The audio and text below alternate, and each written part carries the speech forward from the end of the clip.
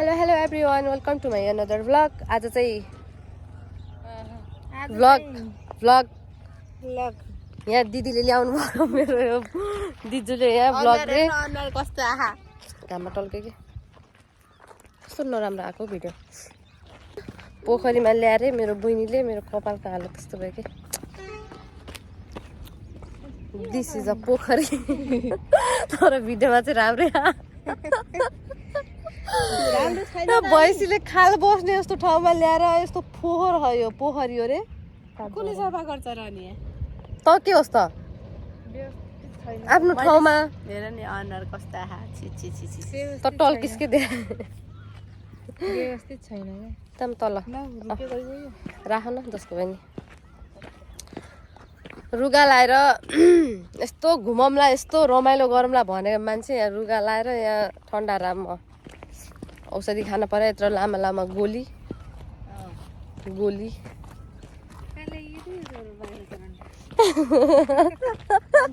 घुम्न आउँछ बाखा चराउने होला तल जानु मिल्दैन गाडी बुक गरेर बाइक कति पार्क लागि आउँछ एक ठाउँ तल जाने भनेको त मिल्दो रहेछ नि त नि ऊ त्यहाँ गएर बरु त्यहाँनिरबाट खिच्न राम्रो हुन्थ्यो नि है फोटो खिच्न राम्रो हुन्छ परबाट छ त बाटो त्यहाँ झर्ने रहेछ जाऊँ न त पर हेर्नु जाने भए जाने एकछिन उता के छ त उता यस्तै ताल छ उतै छ पानी उतै जान्छ रन्दै हामी ऊ त्यहाँ गएर फोटो खिचौँला भइहाल्छ माछा पनि बुग्लुक बुग्लुक गर्छन् उतै बुग्लुक तर व्यवस्थित गरेर राम्रै हुन्छ होला यो तर यो जङ्गल घेर्न लागिसक्यो नि यो तालले कहाँको पानी आउँछ यहाँ आइसक्यो त्यो उताबाट त यस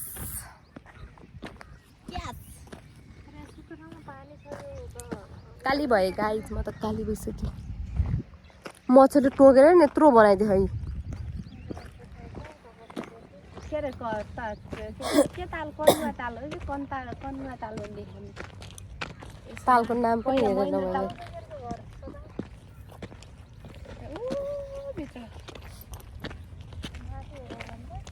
कसको तेरो घर हामीले जग्गा लिए उतै डाँडामा तेरो जग्गा हामीले जग्गा लिएको बान्नेपारो अस्ति पहिला लग्यो यहाँ तैँले आफ्नै जग्गा लिएको हाम्रो जग्गा पैसा त धेरै कमाएछ त बहिनीहरू पहिला लग्यो यहाँ हो अहिले लग्यो त्यो बान्नेपारो तल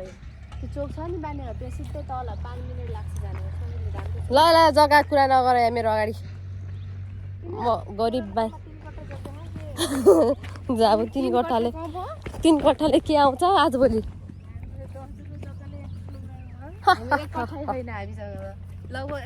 जति भए पनि ठाउँमा हुनु पर्यो कि बेठाउँमा भएको जग्गाले केही काम दिँदैन अन्त बाटो बन्ला त्यो बाटो बनेपछि बेच्नु पर्ला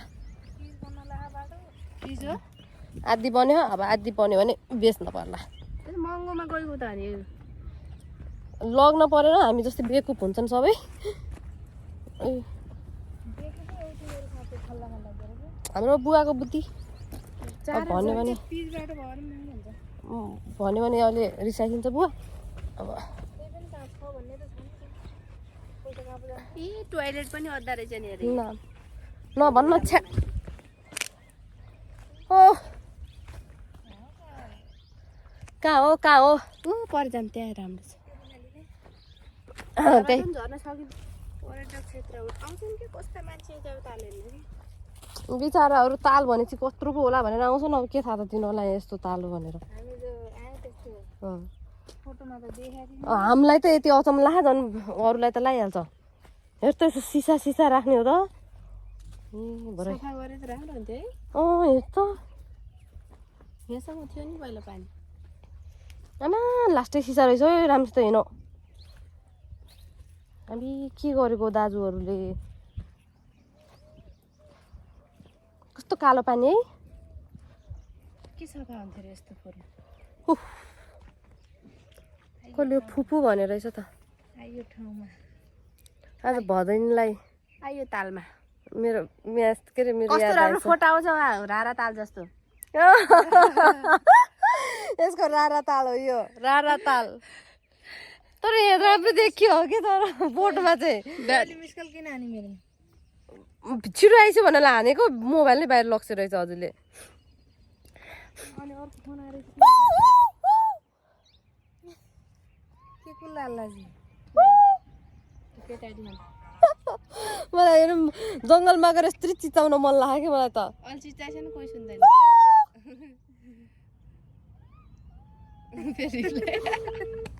जिउलाई गर्नेवाला पनि छ गुनु आएर कुराउँछ भन्ला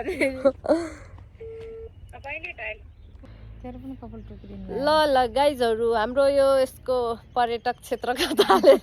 सक्यो हामी जान लाजाम अब सफा गर्ने यहाँ ल जसले गरे नि हुन्छ हस् सिसा सिसा छ तर अरू त त्यस्तै हो चाहियो तल हेरेर हेर्नु है टोइलेट पनि चाहियो गाइजहरू यहाँ ए हो ताल होइन तर त्यही हो अब हामी चाहिँ बहिनीको घर गएर खाना खाने अनि फेरि यता हेर्छ त बोर्ड पर्छ बोर्डमा जरिमाना पाडे त्यही हो आज साँझै हुन्छ होला पालो कुर्दा कुर्दै अब त्यस टाइमको सदुपयोग गरेको नि हामीले त्यो टाइममा अलिक घुमाइ पात झरे ह खोइ कता झरे ह पा अब त सबै रुखहरू टक्ला हुने बेला भयो है कस्तो नराम्रो देखिन्छ उजाड देखिन्छ फेरि अब सबै यो के अरे पातहरू खस्छ अनि नयाँ पालुवा पलाउँछ त्यसपछि हरियाली त्यसपछि हरियाली त्यति टाढा पनि छैन ल त्यो चाहिँ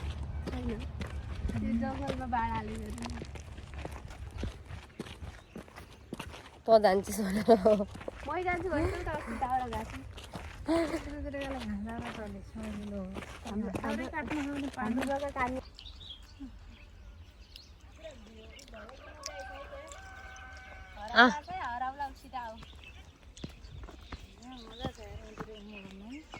अझ पुग्दैन अब त म पुग्दैन पहिला यसको खाइसिन्छ किन दिदी हजुरले खाइसन कस मिनट हुन्छ यसको हामीले पहिला रस चुस्थ्यौँ के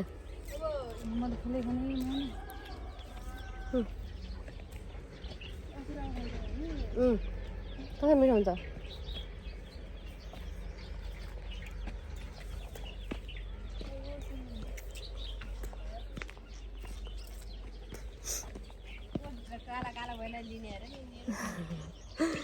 किमु किमु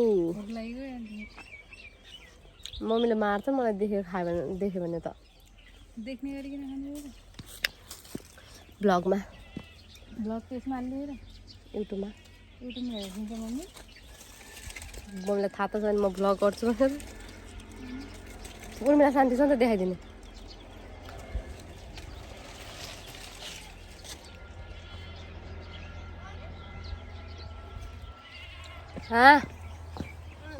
पग्न मिटिङ त भयो अहिले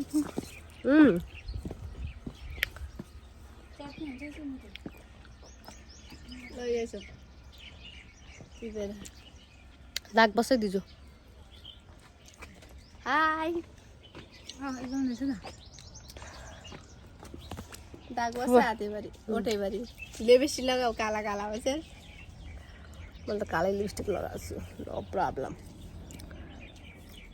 यो चाहिँ किमुको बोट हो भन्नु थियो क्या बोट रुख बुटा हाम्रो जस्तो कुरा नगरेर चोरहरू होइन अरे उसका रुख हुन्छ अरे मरिचको कसले भनेको मरिचको रुख हुन्छ मलाई थाहा होइन तर मरिच देखेँ होइन मैले रुख त केपीले भने त थाहा भयो नि त हामीले रुख हुँदो रहेछ भन्ने अब बेरो हुन्छ अरे त्यस्तो हो मलाई पनि थाहा थिएन यो बिचरालाई के थाहा बिचरा केपी बेलालाई के थाहा बिचरा त्यो देश विदेश हुने थाहा हुन्न गर्नुपर्ने र देश विदेश भन्नाले पनि अब सानो सानो कुराहरू थाहा हुँदैन नि त बिचरा के बिबा भन्छु म त नभनेपछि त भाषण भन्नु नगर्ने नखाएको कुरा बिरामी अनि पानीपुरी कसले खान्छ हामीले खान्छ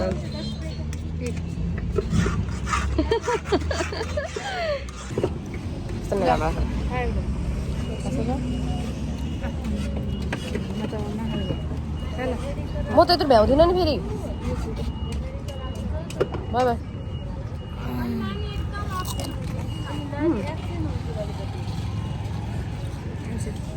भइहाल्यो